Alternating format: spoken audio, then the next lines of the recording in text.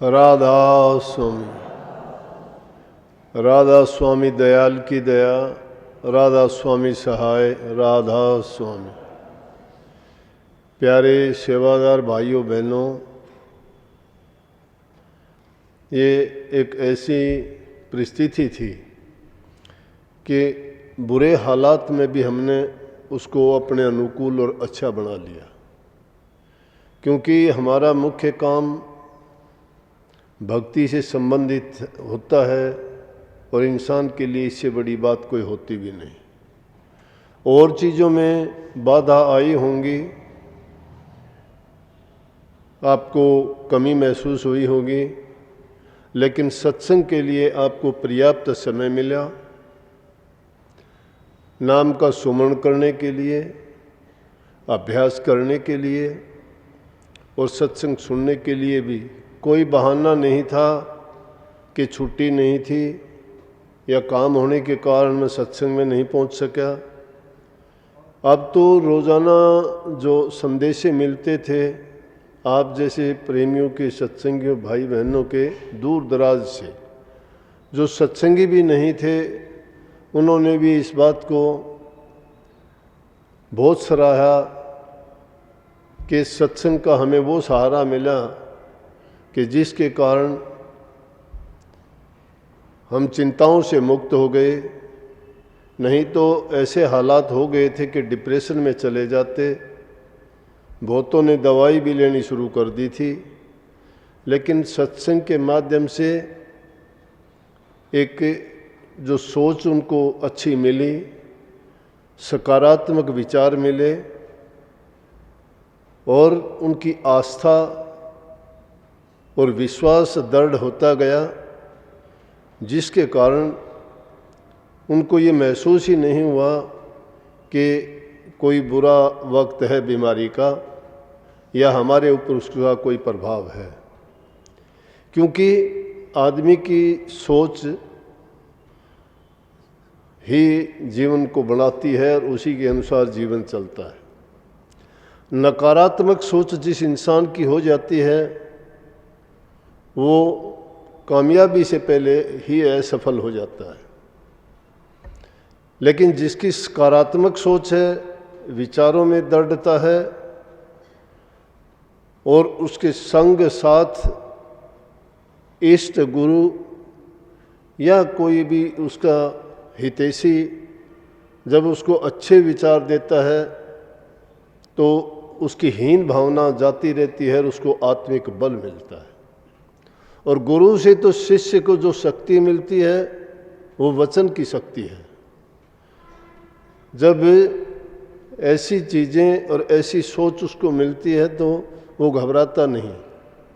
जैसे मुझे आज भी याद है कि इसकी शुरुआत ही थी और 6 मार्च का सत्संग जींद में किया था। मैंने सत्संगियों को पहले आगाह किया था कि घबराने की, चिंता करने की ज़रूरत नहीं है।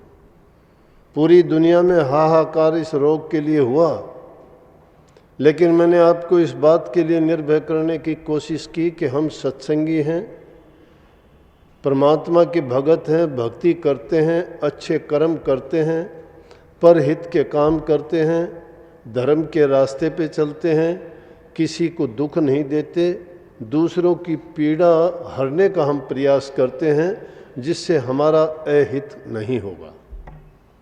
कर्म का परिणाम मिलता है। अब भी जो वाणी की बात को समझने में बहुत टाइम लगता है। एक शब्द जो अभी गया था कि मेरे कट गए कर्म कलेश गुरुजी थारे दर्शन से। दर्शन का छोटे से मायने में रख लेते हैं, जैसे किसी चीज़ को देख लेना या आंखों मात्र से दृष्टि डाल लेना ही दर्शन मानते हैं। वो तो आप किसी पत्थर की मूर्ति पर को भी दर्शन कर लोगे, जिंदा मूर्ति के भी कर लोगे, लेकिन दर्शन का शास्त्रों में जो महत्व बताया है उसमें अगर अर्थ समझोगे तो सब कुछ उसी में आ जाता है। कर्म कलेश कटते हैं। कलेश तो बुरे कामों का मतलब है, कर्म का फल कलेश है। और जब ऐसे कर्म हैं हमारे जिनके कारण कलेश हुआ है, गुरु के पास जब जाते हैं, गुरु की वाणी, वचन, उपदेश और संदेश जब सुनते हैं तो हमारी वो कलेश वाली बातें हैं वो दूर भाग जाती हैं। वो दूर भागती कैसे हैं कि उन बातों से व्याख्या करके बता दिया जाता है कि जो हुआ सो हुआ है, लेकिन अब आगे की अगर शुद्ध लेके उनको हम सुधारना चाहें तो फिर ठीक हो सकता है, उसमें कोई वो नहीं है। इसीलिए मैंने भी एक सोच दी, मैंने निर्भय क्या कह के बनाया आप लोगों को, पूरी संगत ने सुना। मैंने कहा था कि हम मांस मछली अंडे नहीं खाते, हम बीड़ी सिगरेट पान तंबाकू नहीं चबाते। जो लोग इन चीज़ों का सेवन करते हैं उनके ऊपर ये कोरोना की बीमारी ज़्यादा अटैक करेगी और उनको चिंता करने की आवश्यकता है। अगर आप सच्चे मायने में सत्संगी हो और अपने नाम पे, गुरु पे और प्रभु पे तुम्हारा विश्वास अगर है और उस नाम का सुमरण तुम करते हो, नाम में बड़ी शक्ति है। इंसान को इतवारना तो बड़ा कठिन है, लेकिन ये मैं बताता हूँ जो लोग आजमा के देखते हैं उनको यकीन हो भी जाता है, और जिन लोगों को यकीन हो जाता है वही फिर बाद में दूसरे लोगों के भी प्रेरणा स्रोत बन जाते हैं, कहते हैं कि हाँ हमने आजमा के देखा है। इसलिए जब आप लोगों को ये बात बताई गई, आपके दिल में जिसके मुंह से सुना कि सब ने ये बात मानी कि हाँ हम इन चीज़ों का सेवन करते ही नहीं हैं तो कोरोना बीमारी हमारा क्या करेगी, और वो बात बिल्कुल सत्य निकली। आप में से कोई बताओ कि कितने सत्संगियों को रोग हुआ तो किसका क्या बिगाड़ा। तीसरी बात मैंने कही थी कि घबराना नहीं, अगर हो भी गई तो अपने आप होके चली जाएगी, उनको पता भी नहीं लगेगा। सत्संगियों ने बढ़ चढ़ के सेवा का काम किया, हमारा फर्ज है। सेवा कैसे की, नहीं तो लोग अपने घरों में घुस के बैठ के सैनिटाइज करना, रोटियां बांटना, दूसरों की ज़रूरतमंदों की जिस प्रकार से भी अन्न से, धन से और शारीरिक रूप से जो सेवा की ज़रूरत थी हमने की। भक्ति का मतलब सिर्फ यही नहीं होता कि गुरु से नाम ले लिया, 2 मिनट कहीं बैठ के उसका सुमरण कर लिया या ध्यान चिंतन कर लिया या आंखें बंद करके, चाहे हमें सोच हमारी कुछ भी रही हो उस दौरान में, मन में कितने ख्याल दूसरे रहे हों, लेकिन हमने एक झूठा अहंकार हो गया कि हमने भक्ति कर ली। भक्ति का अगर पूरा दायरा देखा जाए तो उसमें बहुत कुछ है। बहुत कुछ का मतलब उसमें इंसान का व्यक्तिगत जीवन से लेकर व्यक्तिगत, पारिवारिक, सामाजिक, सारे के सारी चीज़ों में उनके सद्गुण होने चाहिए, परहित की बात सोचने वाला होना चाहिए, किसी को दुख कष्ट नहीं देने वाला। सब धर्मों के जो मूल थे, जो इन नियमों का पालन करते थे, वही उस नाम के जपने के काबिल हुए। अब गुरु से तो हम प्रार्थना करते हैं कि तुम ही मुझे वार से पार करना, मेरे कर्मों को काटना, मुझे दुखों से बचाना, मुझे जन्म मरण के बंधन से मुक्त करना, लेकिन हम प्रयास कितना करते हैं, क्या गुरु कहता है उन बातों को कितना हम अपनाते और मानते हैं। सच्चे दिल से और प्रेम से, जिसके दिल में दया है, प्रेम है, भक्ति उसके आगे आगे अपने आप आ जाएगी, क्योंकि सद्कर्मों का नाम ही भक्ति है। सद्कर्म करते नहीं हैं, नाम लेके चाहे तुम्हें कितने बरस बीत गए हो, कब से, जब से सृष्टि की रचना हुई थी तब से पहाड़ पर्वत नदियाँ खड़ी हुई हैं जिनकी पूजा करते हैं हम, पवित्र हैं, उनसे सब कुछ हमें मिलता है, हमारी मान्यताएं हैं, धारणाएं हैं, आस्था है हमारी, लेकिन वो कब से खड़ी हैं। इसी प्रकार से जो आदमी अपने व्यक्तिगत जीवन में कुछ अपनाता नहीं है, मेहनत करता नहीं है और दूसरे को सुख नहीं पहुंचाता है, प्रभु को प्रसन्न करने के लिए प्रभु की जो संतान है उसको प्रसन्न करना सीख जाओ, किसी के दिल को ना दुखाओ, सबसे बड़ी भक्ति है। अगर तुम कितने भी नेक काम करो लेकिन किसी का दिल दुखाते हो, कोई पाप कर्म कर देते हो, किसी को किसी तरह से भी अगर आप पीड़ा देते हो तो आपका किया कुआया सब सुमन, ध्यान, भजन एक तरफ चला जाता है, कोई मायने नहीं रखता। इसीलिए सेवादारों को मुख्य करके रखा गया कि वो सेवा का कार्य करते हैं, उनको भी तो भक्ति की ज़रूरत है। वो भी कह दें कि हम अकेले सेवा क्यों करें, लेकिन जिन्होंने सेवा की है उन्होंने सेवा का फल पाया है। सेवा से ही भक्ति बनती है। सेवा और प्रेम ये आस्था के दोनों ऐसे साधन हैं, जिस प्रकार से किसी गाड़ी को खींचने के लिए 2 बैलों की आवश्यकता पड़ती है। एक बैल अगर रुक जाता है तो वहीं वो उस गाड़ी रुक जाती है। इसी प्रकार से ये भक्ति रूपी जीवन में ये दोनों चीज़ें इस भक्ति की गाड़ी को आगे खींचती हैं। तो हमें चाहिए कि हर पल हर घड़ी नेकी करने का ख्याल रखें, अपने जीवन को प्राकृतिक बनाएं। प्राकृतिक का मतलब किसी चीज़ से, संत क्या कहते हैं कि निर्भय हो, मौज में रहो, प्रभु की मर्जी परखो, गुरु की आज्ञा में बरतो। वो क्यों कही गई? क्योंकि होने वाली चीज़ को ना तो रोक पाओगे, कोई ताकत है नहीं। अब लोग संतों ने पाखंडों को, भ्रमों को इसीलिए निकाला। वो कहते हैं कि जो कर्म करके आया उसका कर्म का फल है, उससे कोई नहीं बचा सकता। बचाएगा तो उसको बचाने की शक्ति सिर्फ नाम में है। नाम का महत्व तो श्री रामचंद्र जी भी नहीं गा सके। ये कहानी आपने अच्छी तरह सुनी होगी। नाम का इतना महत्व है तो नाम का अगर सुमरण भी कर ले तो अपनी तो क्या, वो दूसरे लोगों का भी दुख दूर करने वाला बन जाता है। नाम में इतनी, एक बार भी अगर नाम ले ले तो एक बार नाम, और सच्ची के साथ नहीं, झूठ से भी, कपट से भी ले ले तो कही है, खुद प्रभु ने ये कही है कि जो कोई भक्ति करे कपट से, वाको भी अपनाऊं, श्याम दाम दंड भेद सेती, सीधे मार्ग ल्याऊं, नकल से तो असल बनी। अगर कोई नकल से भी प्रभु का नाम ले ले तो क्या होगा, वो भी असल में बदल जाएगा। इसलिए जो नाम मिला है, नाम के गुण हैं, ये उसकी शक्ति है। उस नाम को आप चाहे किसी भी तरह से याद कर लो उसको, लेकिन इंसान याद कब करता है? जब उसको दुख और उसके ऊपर पहाड़ टूट के पड़ता है कष्टों का। सुख में नहीं याद करता, ना प्रभु को याद करता, ना नाम को याद करता, ना गुरु को याद करता है। संतों ने कही कि तुम उस दुख की घड़ी में जिस प्रकार से प्रभु को याद करते हो, और उसी तरह से अगर सुख की घड़ी में भी उसको याद कर लोगे तो तुम्हें ये कभी शिकायत ही नहीं रहेगी। ये याचना, ये अरदास, ये प्रार्थना करने की ज़रूरत नहीं रहेगी, मेरा ये कर दे, मेरा वो कर दे, क्योंकि उसका परिणाम है संतुष्टि। उस नाम में संतोष है। जिसने उस नाम को जप भी लिया, सिर्फ उसका सुमरण मात्र भी कर लिया, तो भी उसका परिणाम निकल के क्या आएगा कि उसका संतोष आ जाएगा मन में। संतोष एक चीज़ का नहीं, हम तो दुनियादारी की चीज़ों में भागते फिरते हैं। कभी एक हमारी चाह पूरी नहीं होती, एक पूरी होती है, दो खड़ी होती है, दो की बजाय 20 और 20 के बजाय 1000, कभी पूरी नहीं होती। लेकिन जिस इंसान को संतोष हो जाता है उसको किसी चीज़ की परवाह नहीं होती। वो कहता है आज का है मेरे पास, कल को ज़रूरत नहीं है, कल की ज़रूरत नहीं है। जिसने आज दिया वो कल भी देगा।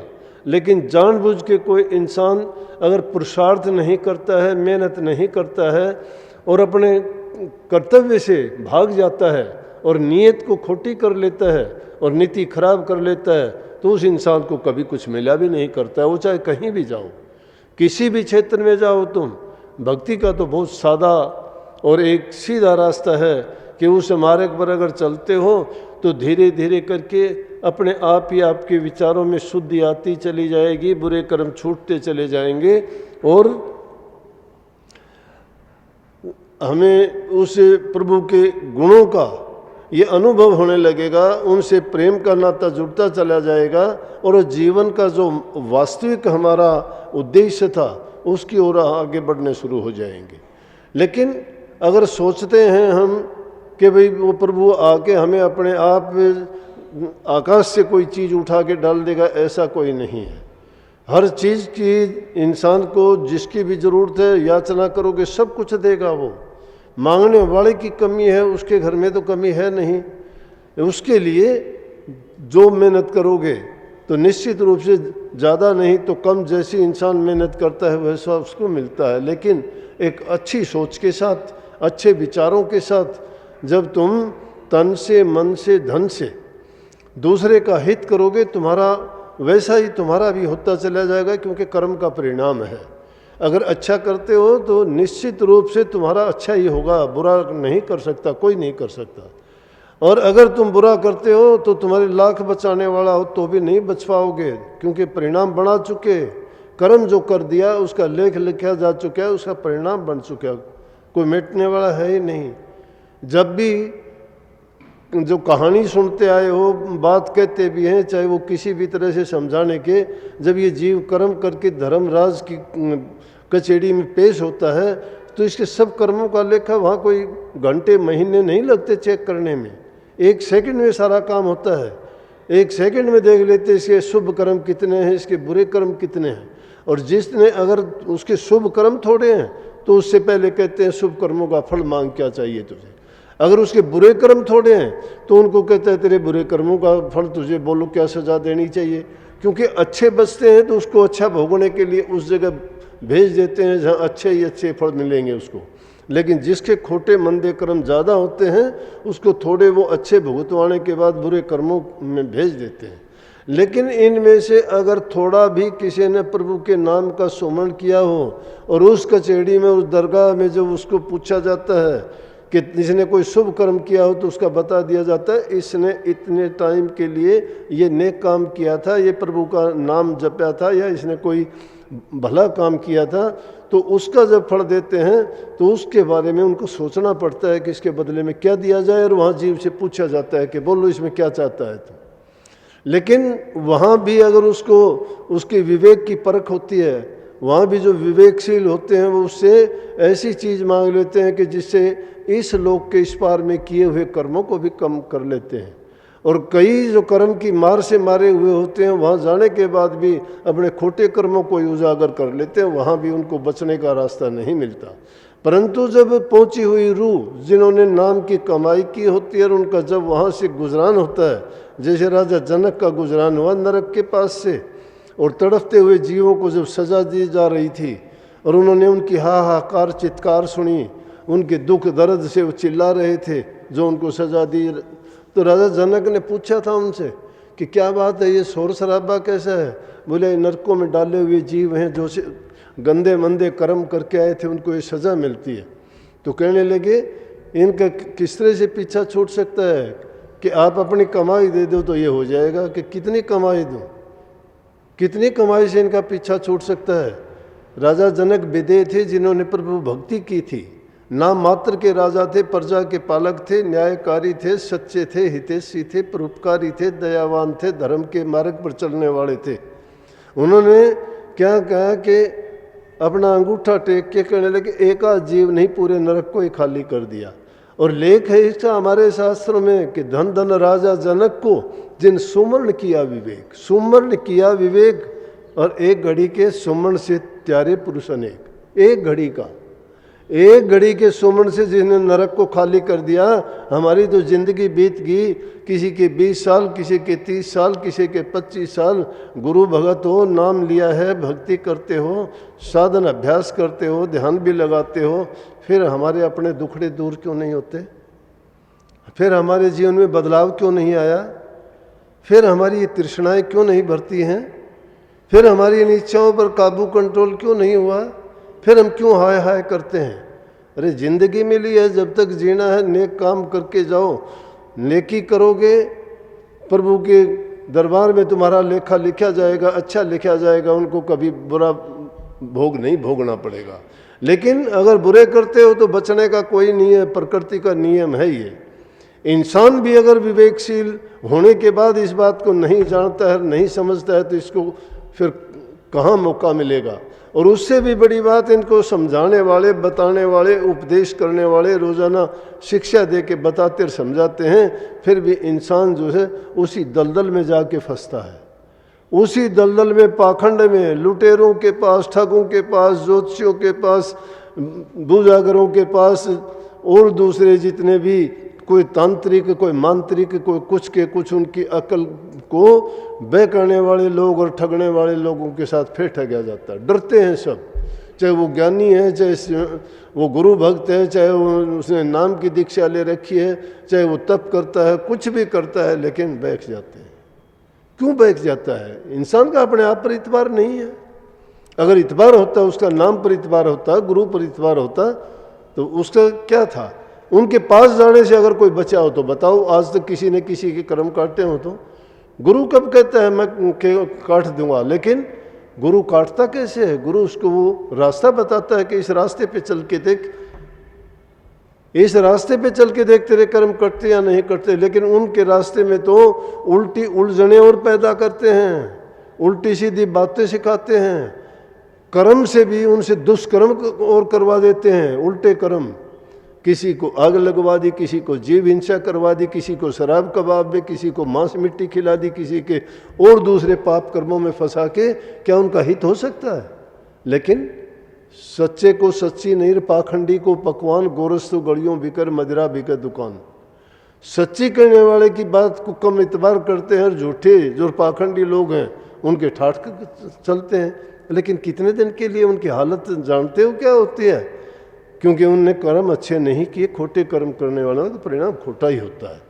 इसलिए अपने कर्म को ना बिगाड़ो, कर्म को सुधारो। कर्म अटल, कर्म महाबली है। कर्म के कारण तो अगर हम पीछे देखेंगे तो कितने हमारे जो अच्छे अच्छे ऋषि मुनि थे उनको भी कर्म की मार से क्या क्या बर्दाश्त करना पड़ा। इसलिए भाई अच्छे काम करो। और इस युग में तो संतों ने कितना छोटा कर दिया हमारे लिए कि सिर्फ नाम का सुमन मात्र भी कर लोगे तो भी जीव का कल्याण हो जाएगा। फालतू बातों में पढ़ने की जरूरत नहीं। अच्छे कर्म करो, पुण्य के कार्य करो, दूसरे की भलाई की बातें सोचो, मन में ईर्ष्या द्वेष ना करो, बूढ़े बुजुर्ग माँ बाप की पूजा करो, सेवा करो, गुरु के वचन को मान के चलो। फिर आपके जीवन में मैं कहता हूँ खुशियाँ ही खुशियाँ हैं, कोई दुख झांकेगा भी नहीं। दुख आएंगे क्योंकि वो कर्म करके उनका कर्म फल है, लेकिन उस दुख को हम दुख की दृष्टि से नहीं देखेंगे। हमें समझ आ जाएगी ये दुख का कारण क्या है।